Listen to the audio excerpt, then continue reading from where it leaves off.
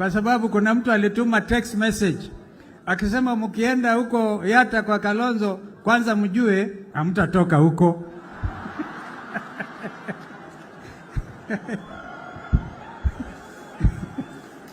Na tena mkijaribu mjue mtakuwa slaves, kazi yenu ni kufanya fencing na kulinda hiyo mbuzi na kondoo. Wakaogopa hakufika. Nikasema kuna malaika wanalinda. Kuna malaika analinda nchi hii. Na nchi hii kamwe haitarudi nyuma. Kwa hivyo mimi nakushukuru sana ndugu, because honestly you cannot touch the political rights of any Kenyan. And I'm told this matter was actually even canvassed before the courts of law. Kwa hivyo waache kutisha watu. We all belong to this country. Those who believe Kenya is a limited liability company, wajue that Kenya is for every Kenyan. Haiwezi kuwa ni Gachagua kusema you belong to his company and therefore you get dividends only to watu kama hawa. Mungu amefanya maajabu yake, akawavichua mpaka onekana pengine hata hawakuenda shule properly. You cannot talk like that in a day and age as this, and you stand and poromoka na maneno kama hayo. Unahitaji maombi. So when I see some of the leaders there kama Sister Shebesh, na kuona nasema wonderful, na team ambao umechukua mamlaka yenu, allow me to address a lady called RUTO, a lady I have respect for. Usikubali, because that should be an independent office.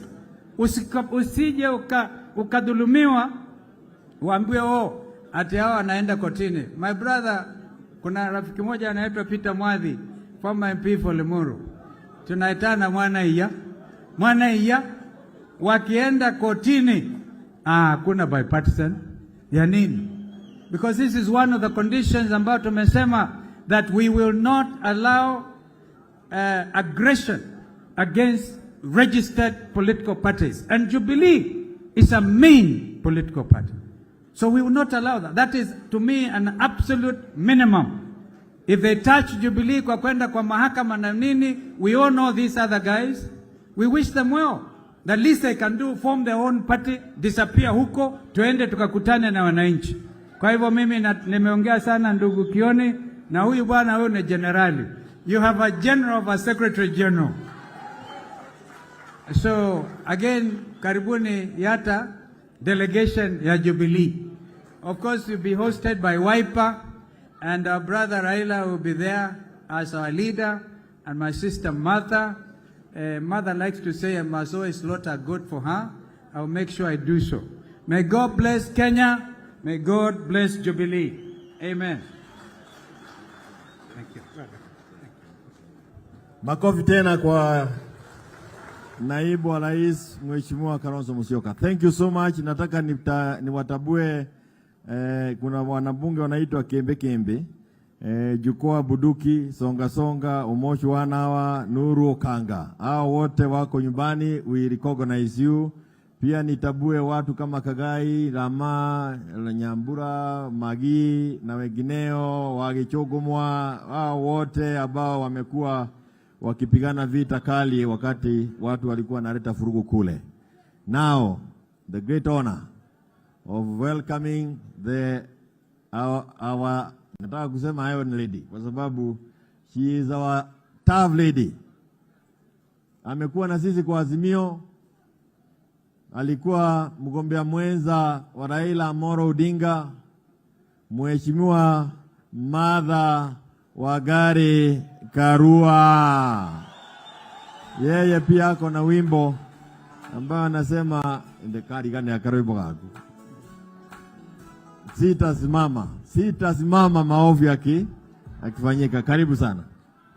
Wacha niwaimbishe kama hawajui. Niko njaa hata siwezi karanga, oe hae shagala bagala, niko tayari kulipa gharama, sitasimama maovu yakitawala, sitasimama maovu yakitawala. Asanteni. Jubilee oye! Wananchi oye! Azimio! Azimio! Tusisahau ya kwamba that Jubilee is one house, Azimio is the larger house. Na ndio nikaja leo na kofia ya NARC Kenya. Ndivyo mkumbuke NARC Kenya is a member of Azimio Coalition.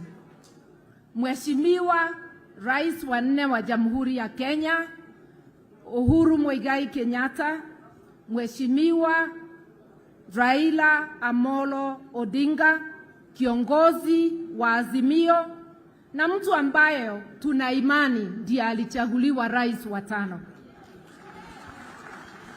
My brother Mheshimiwa Kalonzo Musyoka, Mheshimiwa Eugene Wamalwa, Mheshimiwa Mwangi wa Iria, Mheshimiwa WAJACKOYAH na Mheshimiwa Kioni na viongozi wote.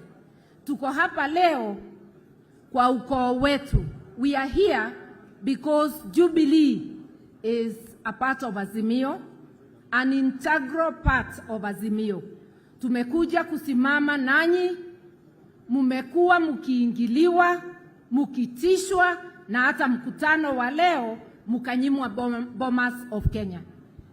Na mulikuwa mukipelekea Bomas of Kenya pesa, money that they need because they are not doing well financially. The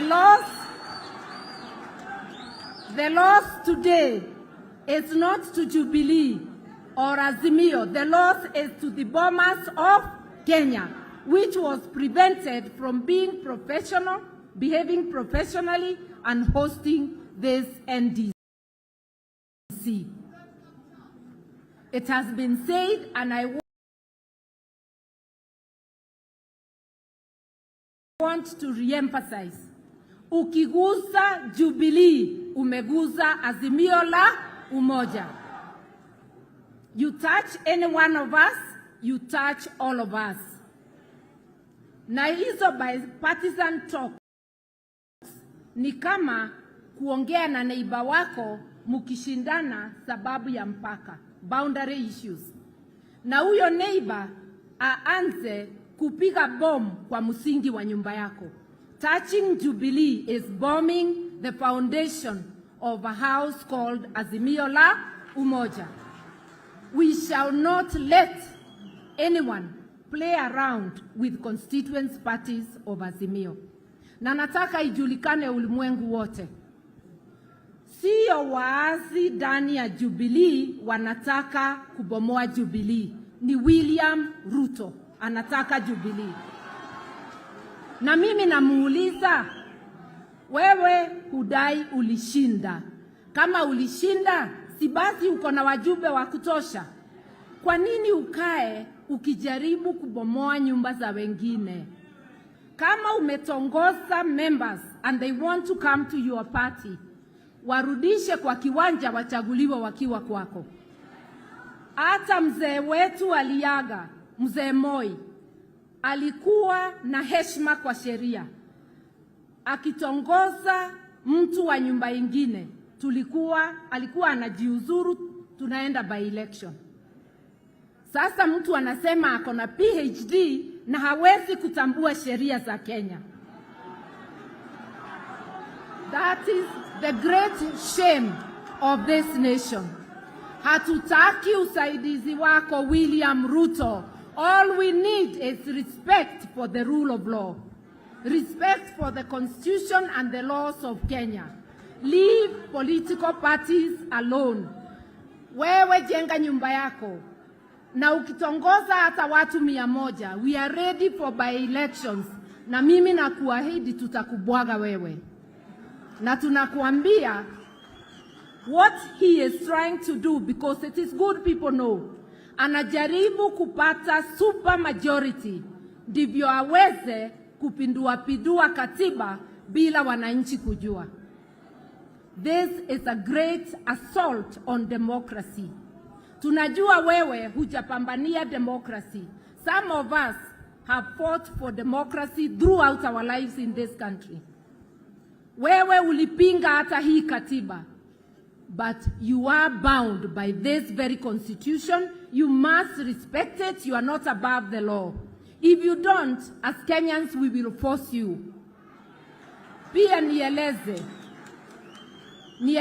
sababu we will force him because wananchi ndio wako na ushukani wa juu. Sovereignty belongs to the people of Kenya. Wakenya ndio wanapatia koti ushukani. Wakenya ndio wanapatia ofisi zote za executive ushukani. Hata wabunge wanapatiwa ushukani na Wakenya. Na ushukani wa Mkenya hauondolewi. Unaweza bypass hao wote umbepatia ushukani. We can exercise our sovereignty directly. Nataka kusema juu ya bipartisan. Ni kweli tulikubali kuketi kuongea. Lakini maongeo gani kama utaendelea kuingilia nyumba ya Azimio? Watch out. You continue to assault the house of Azimio by assaulting its constituent parties. There will be no talks. That will be the result. If you really want to sit down, show respect to Azimio and its constituent parties. And take that as a serious warning shot. Kenyans are tired. Na mambo ya ushuru, wewe Zakayo, utashuka.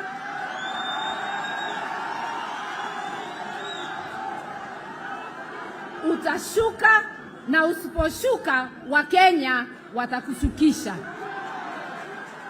Watu wengi wanalala njaa. Hawawezi pata chakula ya kutosha. Watoto hawaendi shule. Vijana wengi hawana ajira. Na ile tu unafanya, unataka kuweka ushuru hata kwa hewa ile tumepewa bure na Mungu. Ukisikia kinara wangu akisema punda amechoka, utakuja kuelewa hiyo ni kusemaje. Ukiendelea vile unaendelea. Mimi nikimalizia nataka kusema hivi. Nchi ambayo haina msingi wa heshima haiwezi ikaendelea, itazambaratika. Na heshima ni kusema hata kama hunipendi, nipatie haki zangu kisheria. Huwezi ukaingilia rais amestaafu, wewe umuone kama si Mkenya, uingilie haki zake na za jamii yake. Shame on you.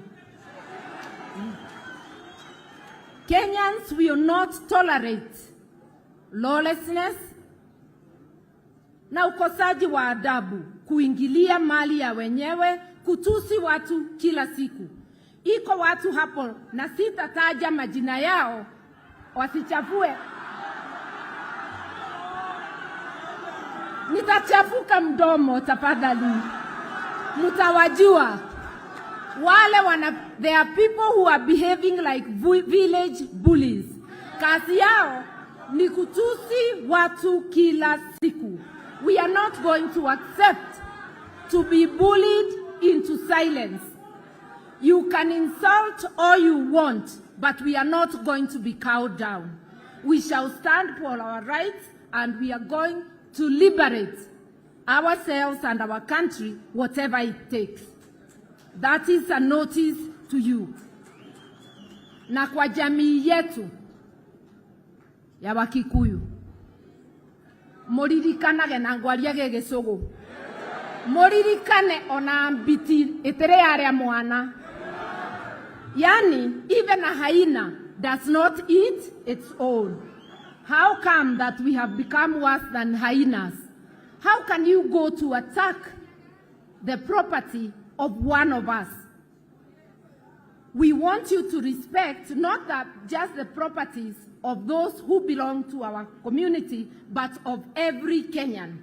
Because a nation without the rule of law cannot stand.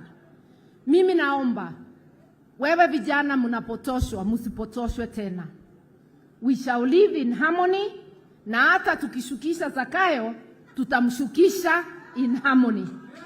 Aende nyumbani in harmony, na Kenya iendelee in harmony. Sisi si watu wa fujo. Sisi ni watu wa kufuata sheria na amani. Iko kijana yangu moja aliongea hapa, na nimemwambia nitamkosoa kidogo. Hata ikiwa ni mtu ametukosea, awe mama awe baba, tusimuingilie kimaumbile, tuingilie vitendo yake. Na hiyo ni kusema sio leo peke yake, kila siku, hata akiwa ni mama.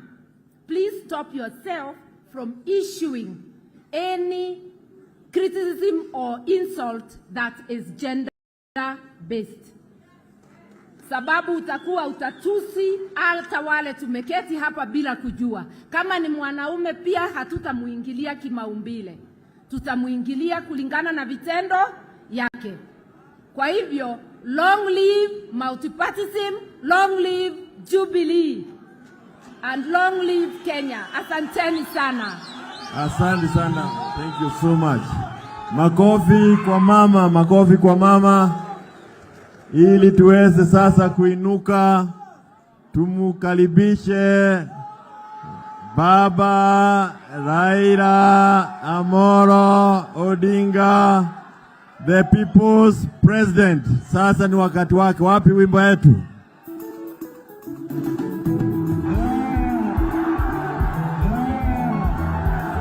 Baba Raila Amolo Odinga, the people's president. Yes.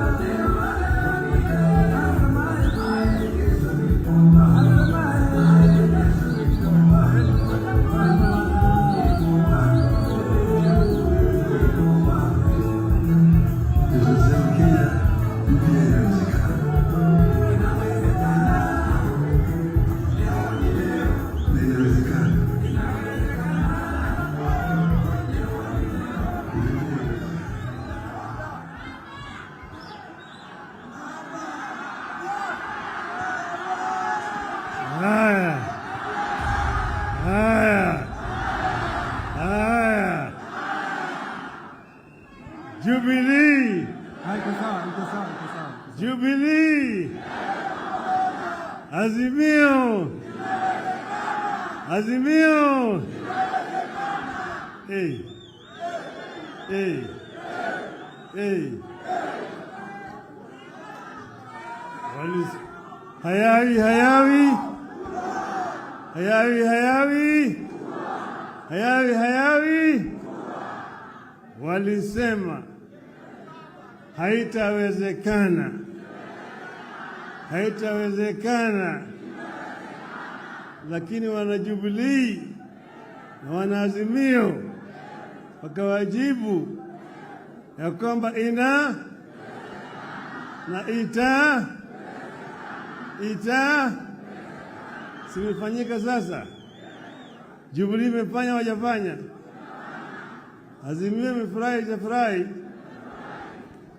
Sisi tumekuja hapa kama wanaazimio kuunga mkono ndugu wetu hapa wa Jubilee.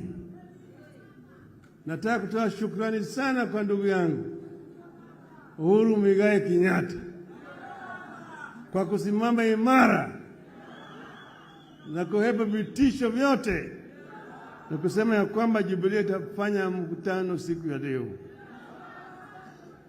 Sasa mimi nimesimama hapa kama mwanaazimio. Nataka kuongea sasa kwa niaba ya Azimio yote. Kuna maneno ambayo mimi nataka kuongea na wale wengine huko. Nitaongea kwanza kwa Kimombo ili wasikie vizuri. Baadaye nitafanya Kiswahili kidogo. On behalf of Azimio, I am honored to join you at this special National Delegates Convention of Jubilee Party, which also serves to kick off the rejuvenation of all Azimio parties. As a coalition, we recognize that we are only as strong as our constituent parties. A strong Jubilee is therefore as strong as Azimio. Two, let me take this early opportunity to thank members of Jubilee Party for the passion with which they embraced my campaign and the votes they cast for me as presidential candidate in the face of monumental fraud and lies.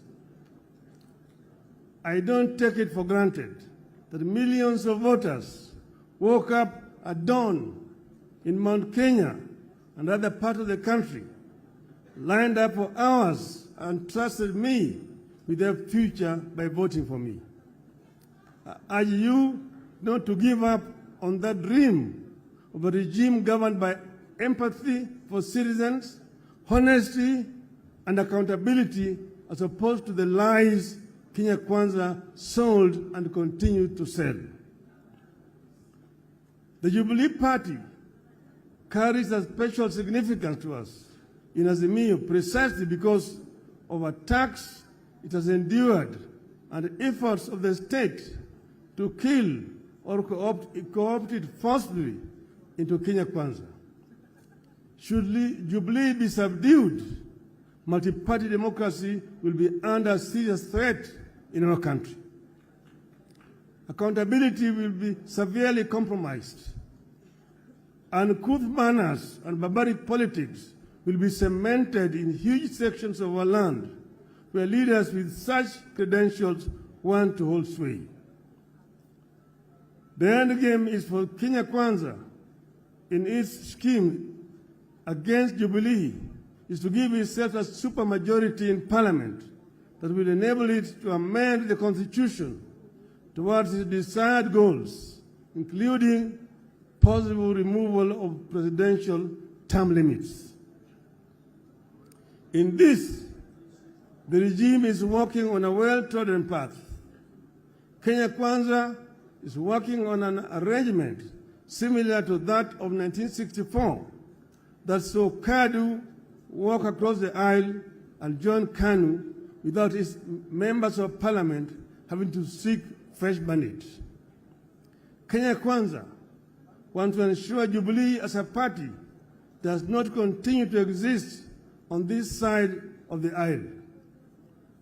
They want Jubilee dead in the same way KADU did, after which Kenya Kwanza will try to enact the train of events that saw Kenya become a de facto one-party state from 1969 before being made a de jure one-party state one afternoon in 1982. Kenyans need to appreciate that the desire to kill alternative forms of political organization is the initial step on the path to a full-blown dictatorship. Next will be a freeze in the people's participation and representation in political affairs of the nation.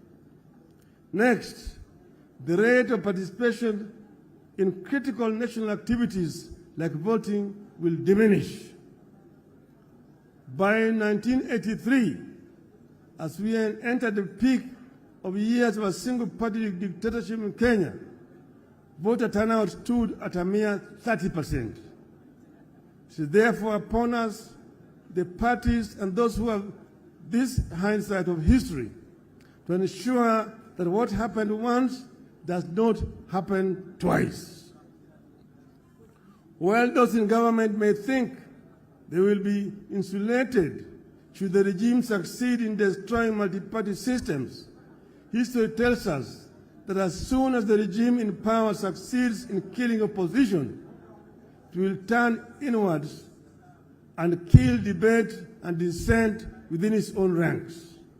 The governing party will become a tool of the office of the president to manage opposition from within and without. When that happens, only one voice will matter, that of the president. Even those politicians who now think they wield power in the government party will not know where they lost the plot.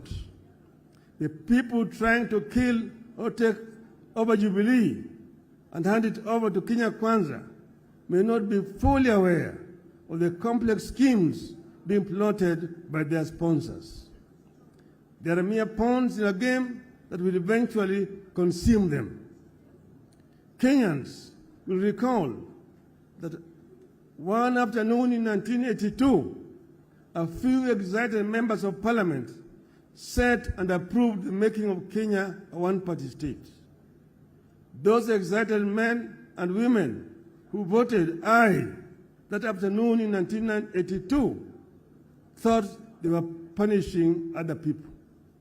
A number of them became the very first victims of the snares they thought they were laying for others.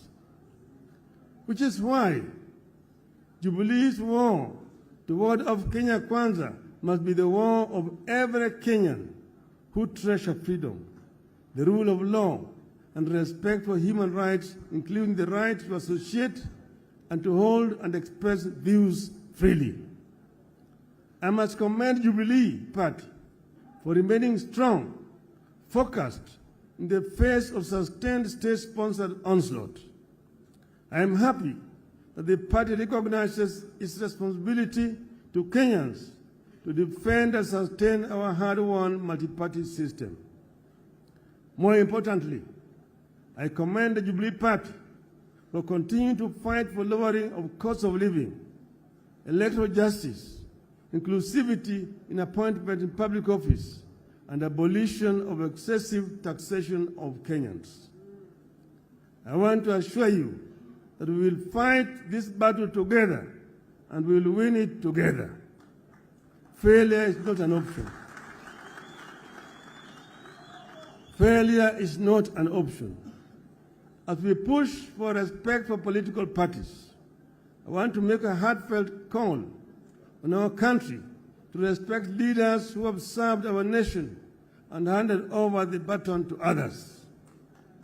In the recent months, you have seen very uncouth, very primitive, and unwarranted attacks on the person and property of His Excellency Uhuru Kenyatta and his family, including the founding president, Mr. Jomo Kenyatta. Shame on them. Nothing could be more uncouth than what we have witnessed in this regard, especially when it comes from men and women who call themselves leaders, who expect to be respected once they retire, unless they plan to die in office. I must commend my brother and our fourth president, Uhuru Kenyatta, for the dignity and decorum with which he has borne the insults and abuses for the sake of the stability of the nation, the peaceful coexistence of Kenyans, and the dignity of Kenya's presidency. I personally thank Uhuru for choosing to fly high when they have hit an extreme low. I call for respect of retired leaders, not because Uhuru is with us in Azimio. I say it because it is what I believe in. It is what civilized people should do and believe. It is what happens in civilized nations. Kenyans will recall that when NAC took power in 2002 and excited cabinet ministers bayed for the blood of the then retired President Daniel Arap Moi, I said no. I said no to the intended frustration of a man who had held various leadership positions right from before independence, ending up as our president for 24 years. As I said when we launched Azimio in Nakuru on 16th of August 2021, you must cleanse this land of the spirit of anger and bitterness, revenge and entitlement that the presidency continues to ooze. You must also build electoral systems that are resilient, transparent, accountable, and respect the wishes of the voters as expressed at the ballot. You believe that when leaders and governments lack popular support, as is presently the case, accountability, empathy, democracy, and good governance cannot be expected, and the nation cannot move forward. This is the tragedy that afflicts this country today. It is the reason enough for that well-known primitive voice, in Kenya Kwanza to stop losing sleep over an imaginary handshake. Kenya Kwanza is too shady to be embraced.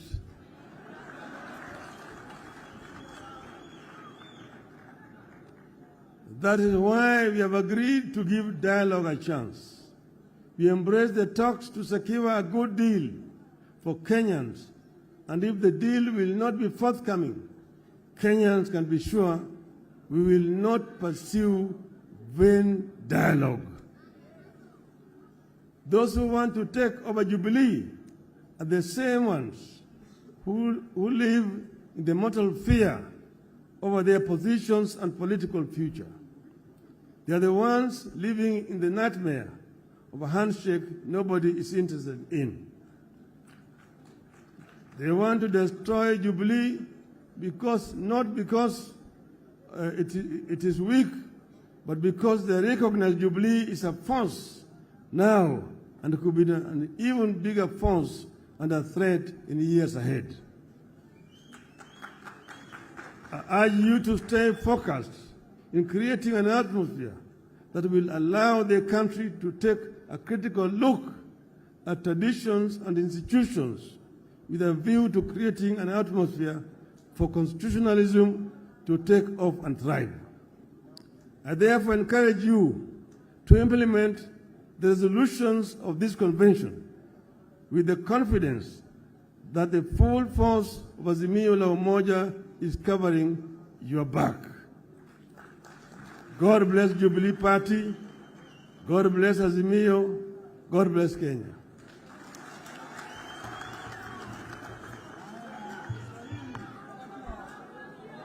Haya.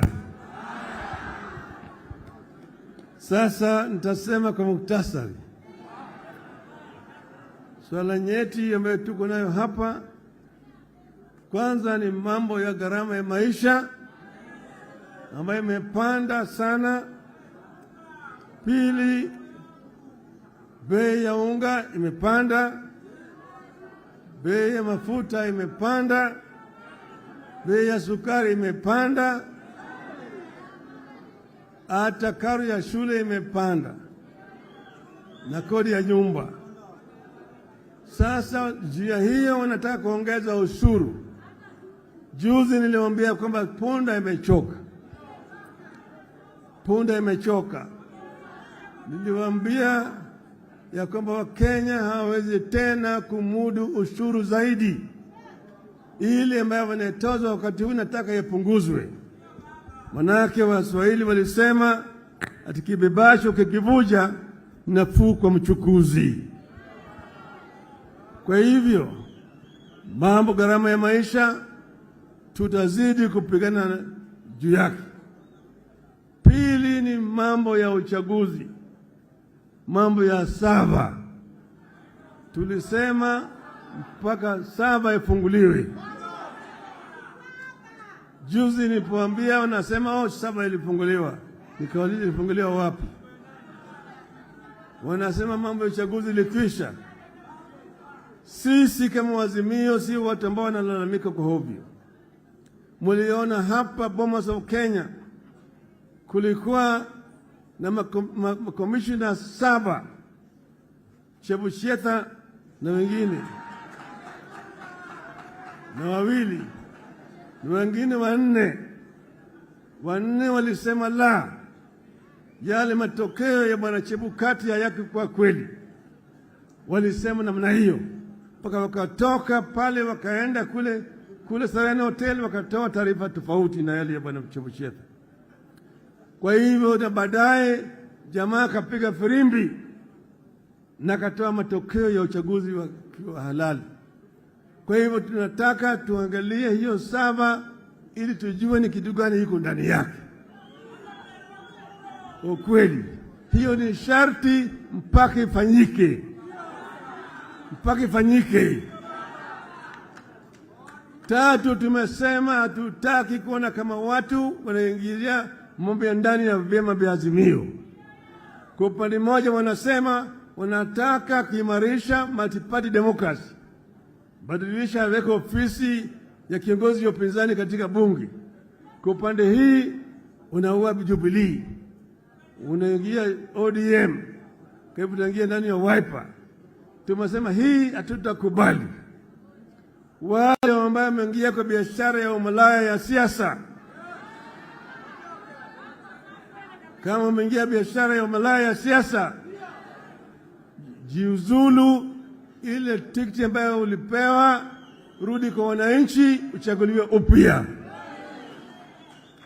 Mimi nilipotoka katika chama changu cha Ford Kenya kaingia NDP, nilijiuzulu kwa bunge, nikarudi hapa kwa watu wa Lang'ata, wakanichagulia tena kama mbunge wa Lang'ata. Wengi walitoka namna hiyo. Marehemu Dr. Protas huko Kisii, Likoa, Mumanyi, Shamala, Apili Wawire, Aniri na kadhalika. Wengi walijirudi katika uchaguzi. Kwa hivyo tunasema badala ya kuchukua Jubilee uende naye katika Kenya Kwanza, toka kwenda peke yako, nasimama na chama ya Kenya Kwanza au UDA, atuonana na wewe kwa kiwanja. Mwisho wamesema Kenya ni kampuni ambayo kuna hisa, ati wengine wakuna hisa mingi zaidi, wengine wana kidogo, wengine hawana. Swali ni kwamba kama kuna Wakenya ambaye hawana hisa, wanafanya nini Kenya? Wanafanya nini Kenya? Kama hatuna hisa, unatutoza ushuru ya sababu gani? Wanasema tulipe 3% ya pesa yetu na nyumba waweze kujengea sisi. Tumesema ikiwa kama nyinyi mnasema mambo ya hisa, na tunataka Bwana Ruto atuambie mimi kama yeye anaunga mkono mambo ya Bwana Gachagua. Bwana Gachagua ndio naibu wake. Ukisema ya kwamba Kenya ni kampuni, basi sisi tutaki tunaenda kwa Umoja wa Mataifa tuseme tunataka self-determination. We cannot be treated as second-class citizens, that only those who voted for Kenya Kwanza are entitled to employment and entitled to services by this government. If that is the case, then the rest of Kenyans will ask for self-determination. Tumesema hao watu wamedhulumu Kenya zaidi.